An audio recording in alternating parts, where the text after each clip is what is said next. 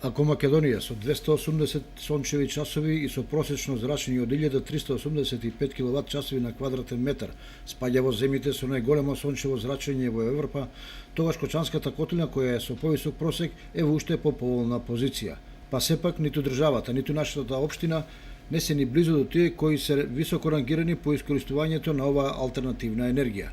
За разлика од некои западноевропски земји како Германија, на пример, каде што за неколку години е направен бум во искористувањето на сончевата енергија, Македонија е во почетната фаза на користење на овој обновлив извор на енергија.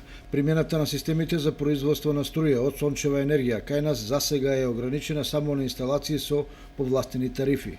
Изградени се 102 фотоволтаични централи со инсталирана моќност од 16,88 мегавати и со учество од прескромни 0,32% од вкупното производство на електрична енергија. Вклучувањето на индустријските капацитети на јавниот сектор и на домаќинствата во искористувањето на сончевата енергија оди мошне бавно.